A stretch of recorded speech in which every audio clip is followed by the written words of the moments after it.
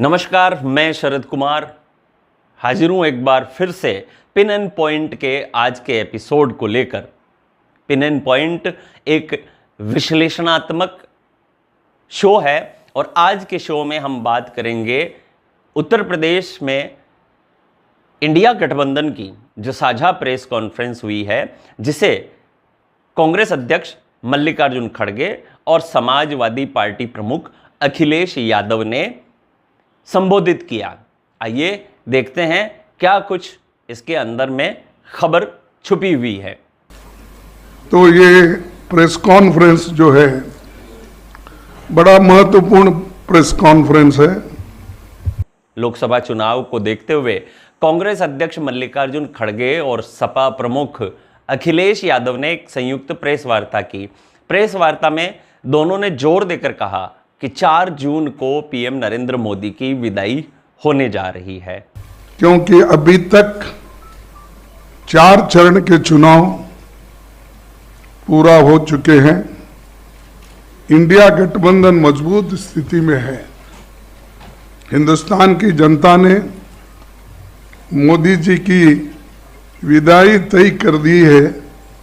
पूरे देश का माहौल देखकर मैं विश्वास के साथ कह सकता हूं 4 जून को इंडिया गठबंधन नई सरकार बनाने जा रही है।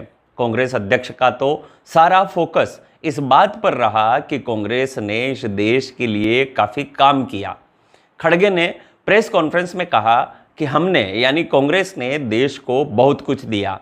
महात्मा गांधी ने आज़ादी दिलाई, जवाहरलाल नेहरू ने लोकतंत्र की बुनियाद डाली, डॉक्टर बाबा साहेब भीमराव अंबेडकर ने संविधान लिखा।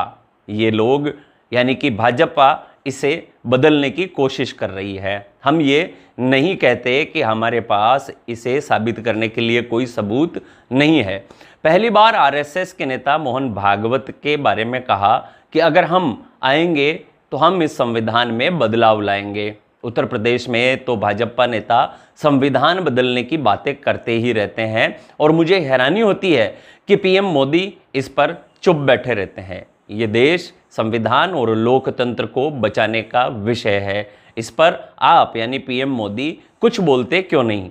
कांग्रेस अध्यक्ष ने दावा किया कि इंडिया गठबंधन की स्थिति काफ़ी मजबूत है और 4 चरणों के बाद बीजेपी की तुलना में वे काफ़ी आगे चल रहे हैं। इस बारे में खड़गे ने कहा कि 4 चरण के चुनाव संपन्न हो चुके हैं। इंडिया गठबंधन मजबूत स्थिति में है। जनता ने पीएम मोदी की विदाई तय कर दी थी है।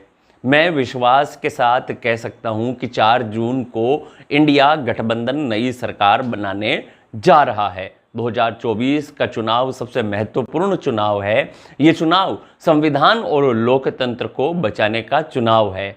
यह 2 विचारधाराओं के बीच का चुनाव है। अब कांग्रेस अध्यक्ष ने अगर इंडिया गठबंधन की स्थिति को मजबूत बताया तो अखिलेश यादव ने पेपर लीक मुद्दे को उठाने का काम किया। उनकी तरफ से 2 टूक कहा गया कि बीजेपी राज में बच्चे परेशान हैं, उनके माता पिता परेशान हैं, समय से पहले पेपर लीक हो रहे हैं, नौकरियां नहीं है। इसके ऊपर जो नौजवान देख रहा है कि उसकी हर परीक्षा उसका पेपर लीक हुआ, जिन्होंने तैयारी करके गए, कोचिंग करके गए और जब वो परीक्षा दे करके घर लौटे तो निराश हो गए क्योंकि परीक्षा का पेपर लीक हो गया। ये सरकार नौकरी नहीं देना चाहती है। नौकरी खोने से नौजवानों का 1/3 जीवन बर्बाद हो गया।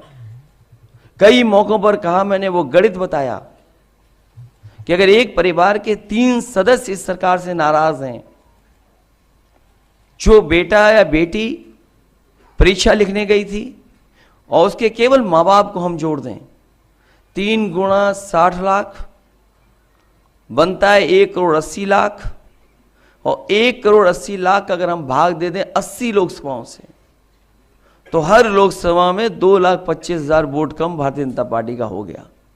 इसकी भरपाई कहाँ है? इसलिए पूरा सफाया होने जा रहा है।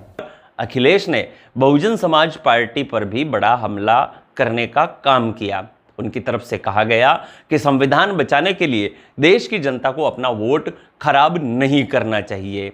अखिलेश ने आगे कहा कि मैं यही अपील करूंगा कि बहुजन समाज के लोग और बाबा साहेब भीमराव अंबेडकर में आस्था रखने वाले लोग जो उनके बनाए हुए संविधान को बचाना चाहते हैं वे अपना वोट खराब ना करें, इंडिया गठबंधन की मदद करें जिससे लोकतंत्र को मजबूत किया जा सके।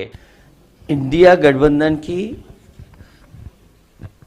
रणनीति पीडीए और इस मौके पर आदरणीय मल्लिका खड़गे जी भी हैं। मैं यही अपील करूंगा कि बहुजन समाज के लोग जो बाबा साहब भीमराव अंबेडकर जी की आस्था रखते हैं, उनके रास्ते पर उनके बनाए हुए संविधान को बचाना चाहते हैं, अपना वोट खराब न करें।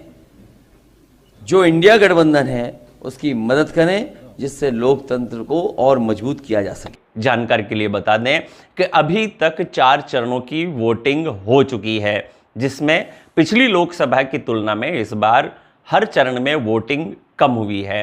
पहले 2 चरण में ज़्यादा गिरावट देखने को मिली और सभी पार्टियों के अपने अपने दावे शुरू हो गए। कोई मान रहा है कि कम वोटिंग का उन्हें फायदा होने वाला है, तो कोई इसे सत्ता परिवर्तन का संकेत मान रहा है। तो ये आज के पिन एंड पॉइंट के एपिसोड में कहानी यहीं तक। मिलेंगे फिर अगले एपिसोड में। अपना और अपनों का खूब खूब ख्याल रखिएगा। तब तक के लिए नमस्कार।